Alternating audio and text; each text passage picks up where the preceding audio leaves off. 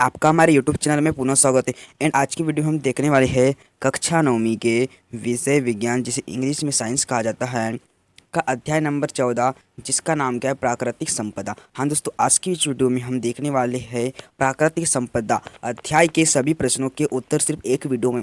दोस्तों वीडियो थोड़ी सी लॉन्ग होंगी, क्योंकि दोस्तों इस जो है दोस्तों अध्याय में बहुत से क्वेश्चन में दोस्तों आपको दिखा देना चाहूँगा कि देखिए दोस्तों इस प्रकार से बहुत से क्वेश्चन हैं। देखिए दोस्तों, ये देख लीजिए, जल्दी जल्दी देखिए, बहुत से क्वेश्चन दोस्तों इन सब क्वेश्चनों को दोस्तों बताने में दोस्तों बहुत समय लगेगा, तो दोस्तों वीडियो थोड़ी सी लॉन्ग होंगी दोस्तों। तो प्लीज़ दोस्तों आप इस वीडियो को दोस्तों बिना स्किप करे देखिएगा। एंड दोस्तों मैं आपको बता दूंगा दोस्तों कि अगर दोस्तों आपने इससे पहले अध्याय की एंड दोस्तों सभी विषय की जो भी इसके पहले पढ़ाई की दोस्तों जितने विषय में उस वीडियो को न देखा हो, तो दोस्तों आप हमारे चैनल की वीडियो पर जाकर दोस्तों उन वीडियो को देख सकते हैं। क्योंकि दोस्तों मैं आपको सभी जो है कक्षा 9वीं के सभी यानी ऑल सब्जेक्ट की तैयारी आपको सिर्फ इसी चैनल पर कराई जा रही है। तो दोस्तों अगर आप हमारे चैनल पर न्यू हो तो फिर दोस्तों चैनल को जल्दी से सब्सक्राइब कर दीजिए। एंड दोस्तों हम स्टार्ट करते हैं अपने क्वेश्चन के आंसर। तो दोस्तों अपने एनसीईआरटी का दोस्तों प्रश्न नंबर 217 निकालिए। वहाँ पे दोस्तों कुछ क्वेश्चन दिए गए, उन क्वेश्चन के हम आंसर देखिए। तो पहला क्वेश्चन क्या दिया है, शुक्र और मंगल ग्रहों के वायुमंडल से हमारा वायुमंडल कैसे भिन्न है, किस प्रकार से भिन्न है ये हमें बताना है। ठीक है, तो उत्तर है हमारे वायुमंडल में नाइट्रोजन कार्बन डाइऑक्साइड 0.03% से 0.07% तक, ऑक्सीजन आर्गन और वाष्प है, जबकि शुक्र और मंगल ग्रहों पर मुख्य घटक CO2 या CO2 है, जिसकी मात्रा कितनी 95 से 97% तक है। इसलिए वहाँ कोई जीवन नहीं है, परंतु पृथ्वी पर जीवन है। ठीक है, यही कारण है इसका। एंड इसी वस्तु अगला क्वेश्चन देख लीजिए, क्या बोल रहा है आपको, वायुमंडल जो है कंबल की तरह कैसे कार्य करता है, आपको बताना है। तो उत्तर है वायुमंडल कंबल की भांति निम्न तरीकों से कार्य करता है।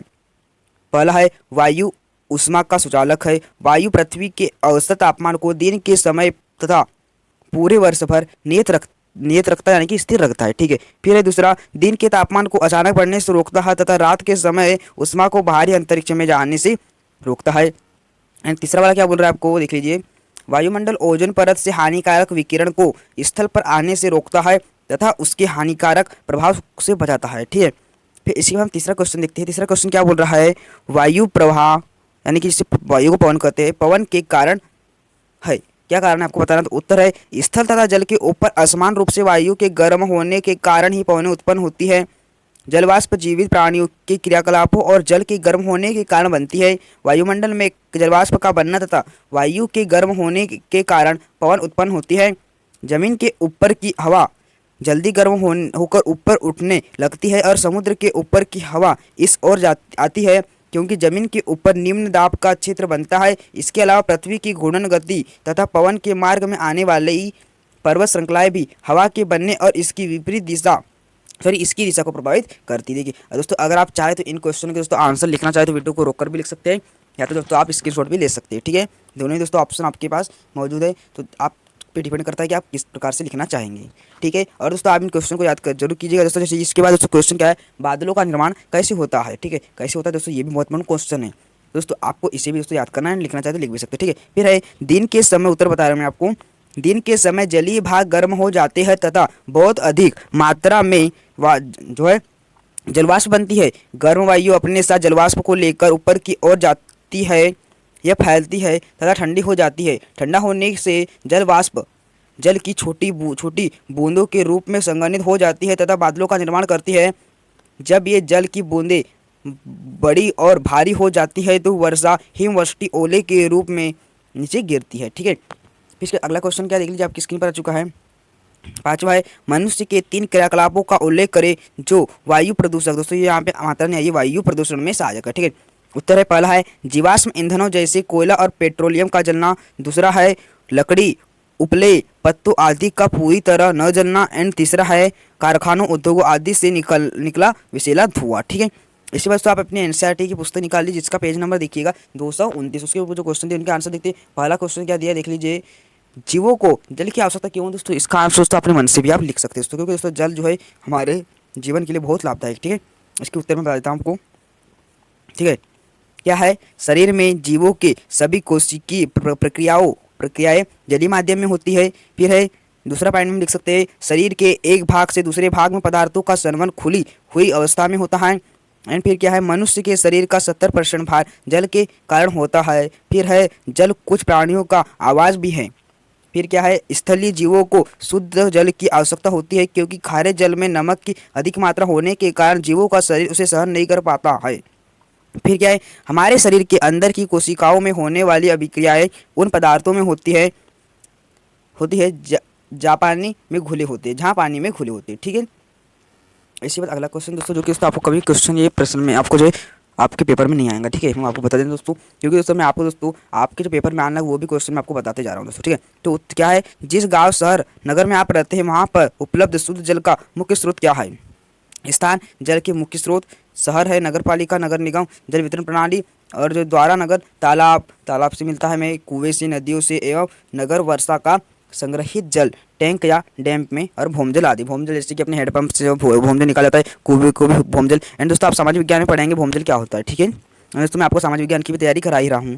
देख लीजिए, फिर तीसरा देख लीजिए क्या होगा। तीसरा क्वेश्चन है, क्या आप किस क्रियाकलाप के बारे में जानते हैं जो इस जल के स्रोत को प्रदूषित कर रहा है। उत्तर है हाँ, जल के स्रोत को प्रदूषित करने वाले क्रियाकलाप। तो पहला है, शहर या नगर के नाले का जल और उद्योगों का कचरा नदियों तथा झीलों में प्रवाहित करना। फिर है, खेती में उपयोग किए गए उर्वरकों तथा पीड़कनाशियों द्वारा। फिर क्या है, देख लीजिए आपकी स्क्रीन पर है, जो कि क्या है आपको प्रश्न, क्या आपके जो 222 है एनसीईआरटी की, उसमें क्वेश्चन क्या दिए हैं उनके आंसर देखेंगे। मृदा जैसे बोलते हैं, मिट्टी का निर्माण किस प्रकार होता है, ठीक है। तो निर्माण जो है निम्नलिखित कारक से होते हैं। अगर तो 2 अंक में आए तो आपको सिर्फ इतना लिखना है, सूर्य लिख देना, पानी लिख देना, वायु लिख देना, एंड जीवित जीव, ठीक है, जीवित जीव। आप दोस्तों इसका जो है अंदर का देख लीजिए दोस्तों, क्योंकि दोस्तों वीडियो बहुत लॉन्ग हो जाती है दोस्तों, तो मैं दोस्तों आपकी जो समय ज़्यादा गंवाना नहीं चाहूँगा, क्योंकि दोस्तों वीडियो बहुत लॉन्ग हो जाती है, ठीक है। फिर दूसरा है, मृदा अपरदन क्या है। दोस्तों बहुत महत्वपूर्ण क्वेश्चन है, मृदा अपरदन क्या है। उत्तर है, ऊपरी मृदा का वायु जल तथा द्वारा स्थानांतरित होना मृदा अपरदन कहलाता है। तेज हवाएं एक स्थान से दूसरे स्थान तक मृदा के कण ले जाती है। तेज बहता हुआ जल मिट्टी में गड्ढे बना देता है, जिसके कारण मृदा अपरदन होता है। जंगलों की कटाई तथा पशुचारण द्वारा भी मृदा अपरदन होता है। इसके बाद दोस्तों देखिए, मृदा अपरदन को रोकने और कम करने के कौन कौन से तरीके हमें बताना है। तो देखिए क्या है, घास एवं वनस्पतियाँ स्थल बढ़ाकर इससे ऊपरी सतह की मिट्टी जल या वायु द्वारा बहकर या उड़कर नहीं जा पाती है। फिर है, वृक्षारोपण पौधों की जड़ें मिट्टी को कसकर पकड़े रहती है, जिससे अपरदन नहीं हो पाता है। फिर है, सोपानी खेती। फिर है, पशुचारण को नियंत्रित कर। फिर है, नदियों के किनारे मजबूत बांध बनाकर।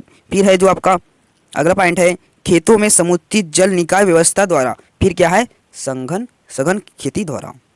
इसी के बाद तो आपने जो है एनसीईआरटी की पुस्तक का 227 पेज निकाली, इसमें जो क्वेश्चन दिए उनके आंसर देखेंगे। देखिए पहला क्वेश्चन क्या दिया इसमें, जल चक्र के क्रम में पानी की कौन कौन सी अवस्था है। दोस्तों ये क्वेश्चन पूछा भी जा सकता है, नहीं भी पूछा जा सकता। दोस्तों प्लीज़ अगर आप इसे लिखना चाहे तो वीडियो को रोककर या तो दोस्तों आप जो है स्क्रीनशॉट लेकर भी लिख सकते हैं, ठीक है। तो देख लीजिए, द्रवीय अवस्था दल जो कि जल की है, गैसीय अवस्था जिसे क्या बोलते हैं, जल वाष्प कहते हैं, बादल, और ठोस यानी कि बर्फ। फिर उसके बाद देखते हैं, देख लीजिए क्या बोल रहा है आपको। दूसरा है, जैविक रूप से महत्वपूर्ण 2 यौगिकों के नाम दीजिए जिनमें ऑक्सीजन और नाइट्रोजन दोनों पाए जाते हैं। पहला न्यूक्लिक अम्ल में पाए जाते हैं, न्यूक्लिक अम्ल डीएनए और आरएनए होते हैं, यानी प्रोटीन दोनों में पाए जाते हैं, ठीक है। फिर इसके बाद अगला है, तीसरा क्वेश्चन क्या बोलता है, मनुष्य की किन्हीं 3 गतिविधियों को पहचानिए तथा वायु में कार्बन डाइऑक्साइड की मात्रा बढ़ती है, ठीक है, आपको बताना है। तो कौन सी क्रियाकलाप, जंतु द्वारा श्वसन प्रक्रिया में CO2 गैस मुक्त होती है। दूसरा है, जीवाश्म ईंधनों जैसे कोयला, पेट्रोल, डीजल आदि का जलना, पेड़ काटना। इसके बाद नेक्स्ट क्वेश्चन देखते हैं, ग्रीन हाउस प्रभाव। ग्रीन हाउस प्रभाव दोस्तों पूछा जाता है, ये दोस्तों आपको सामाजिक विज्ञान में भी होगा, तो दोस्तों आप इसे अच्छे से याद कीजिएगा। मैं इसका आंसर आपको बता देता हूँ। उत्तर लिखना है, कुछ गैसें मुख्यतः CO2 और मीथेन पृथ्वी के वायुमंडल से ऊष्मा को बाहर जाने से रोकती है।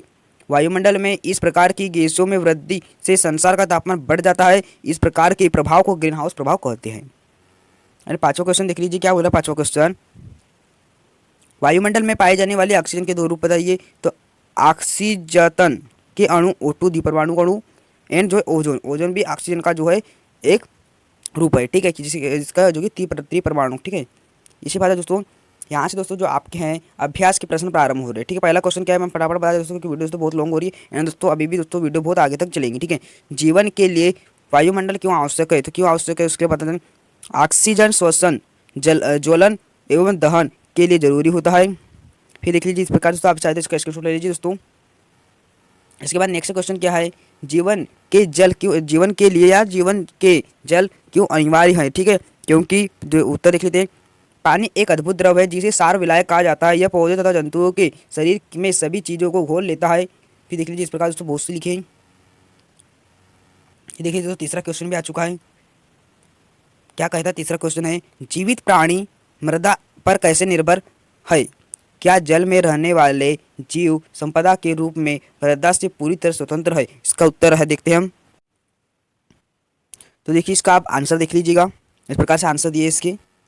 ठीक है, क्योंकि दोस्तों वीडियो बहुत लॉन्ग हो जाती है दोस्तों, तो दोस्तों मैं आपके लिए जो शॉर्ट वीडियो बना रहा हूँ दोस्तों, क्योंकि दोस्तों मैं आपको सिर्फ पढ़ के बता देता हूँ कि दूसरा क्वेश्चन क्या है। चौथा क्वेश्चन, आपने टेलीविजन पर और समाचार पत्र में मौसम संबंधी रिपोर्ट को देखा होगा, देखी होगी दोस्तों। आप क्यों सोचते हैं कि हर मौसम के पूर्वानुमान में सक्षम है। तो दोस्तों आप इसका स्क्रीनशॉट लेना चाहिए, अगर आपको लिख रहा है दोस्तों तो स्क्रीनशॉट लें। दोस्तों ये दोस्तों बहुत ही इफेक्टिव है, तो इसको मैं आपको आंसर ही बता दूंगा। हाँ, हम मौसम के पूर्वानुमान में सक्षम है। वर्षा का पैटर्न पवनों के पैटर्न पर निर्भर करता है, इसलिए निम्न दाब तथा उच्च दाब के क्षेत्र का अध्ययन करके वर्षा का पूर्वानुमान कर सकते हैं। अतः किसी स्थान के तापमान, आर्द्रता, वायु की गति तथा कंप्यूटर में संग्रहित पूर्व वर्षों के डाटा के आधार पर मौसम वैज्ञानिक मौसम के पूर्वानुमान में सक्षम होते हैं। इसमें सैटेलाइट का भी महत्वपूर्ण भूमिका रहती है। ठीक है, फिर एक अगला क्वेश्चन क्या है, हम जानते हैं कि बहुत सी मानवीय गतिविधियां वायु, जल एवं मृदा के प्रदूषण की स्थिति को बढ़ा रहे हैं।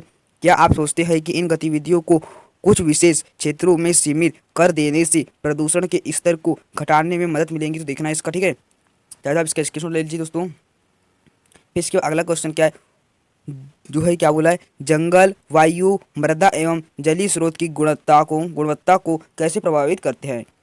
तो देख लीजिए वायु की देख लेते हैं। यह पृथ्वी, देखिए पहले वायु का देख रहे हैं। ठीक है, जंगल की जो है जंगल की वायु। ठीक है, यह प्रदूषण को अवशोषित कर वायु का शुद्धिकरण करता है। CO2 और O2 का समुचित अनुपात बनाए रखने में सहायता करता है। यह वाष्पोत्सर्जन क्रिया द्वारा बादल निर्माण तथा आसपास के परिवेश का तापमान को कम करता है। फिर मिट्टी या मृदा, आप इसका स्क्रीनशॉट ले लीजिएगा, ये देख लीजिए। फिर जल का भी आप स्क्रीनशॉट ले लीजिए।